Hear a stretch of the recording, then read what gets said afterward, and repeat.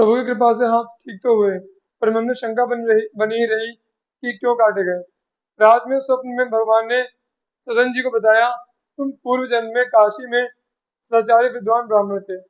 एक दिन एक गाय कसाई के घेरे से भागी जा रही थी।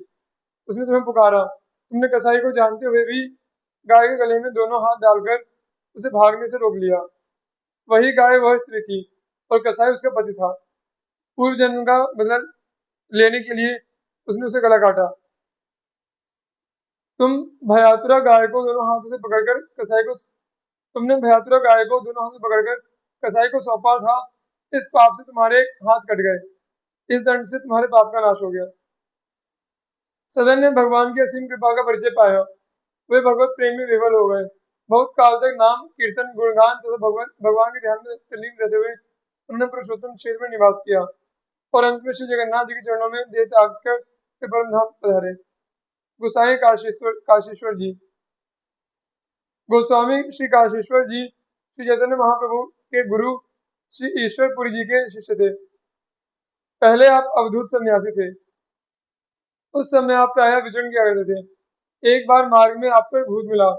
वह आपको डराने लगा, तो आपने पूछा कि आखिर मुझसे क्या चाहते हो। भूत ने कहा, मैं तुम्हें मारकर भूत बनाना चाहता हूँ। आपने पूछा, ऐसा क्यों। भूत ने कहा, इसलिए कि तुम श्रीहरि से विमुख हो। यह सुनकर आपने मन ही मन भगवान श्रीहरि की शरण ली। मन में शरणागति का संकल्प करते भूत पलायन कर गया। गोसाई श्री काशीश्वर जी को नीलाचल श्री जगन्नाथपुरी का वास अच्छा लगता था, अतः अनुराग पूर्वक वही बस गए। कालांतर में महाप्रभु श्री कृष्ण चैतन्य जी के आदेशानुसार आप श्री वृंदावन चले आए। श्री वृंदावन का दर्शन करके आपके हृदय की अभिलाषा पूरी हो गई। यहाँ आपको रसिकेंद्र चूड़ामणि श्री राधा गोविंद चंद्र जी की सेवा का अधिकार प्राप्त हुआ। श्री प्रियादास जी ने गोसाई श्री काशीश्वर जी की भाव दशा का वर्णन इस प्रकार किया है। श्री गोसाई काशीश्वर आगे अवधूत बर करी, प्रीति नीलाचल रहे लाग्यो नीको है।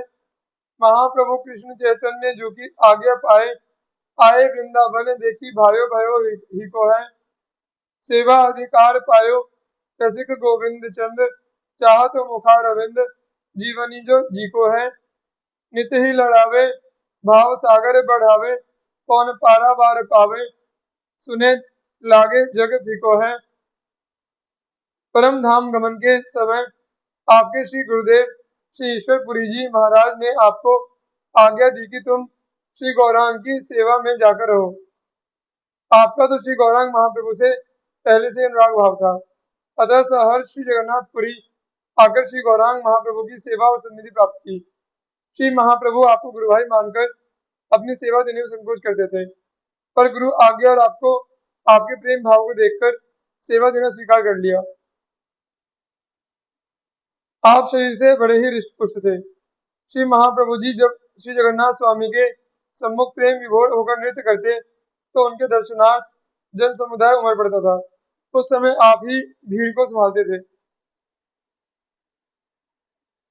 कालांतर में आप महाप्रभु के आगे अनुसार श्री धाम वृंदावन चले आए और श्री गोविंद देव जी की सेवा करते हुए अपने जीवन को धन्य कर दिया। श्री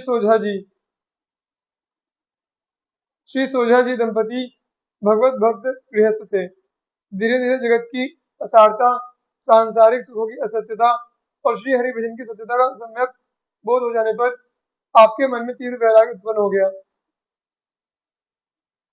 आपने अपनी धर्मपत्नी के समक्ष अपने गृह त्याग का प्रस्ताव रखा तो उस साध्वी ने न केवल सहर्ष प्रस्ताव का समर्थन किया, बल्कि स्वयं भी साथ चलने को तैयार हो गई।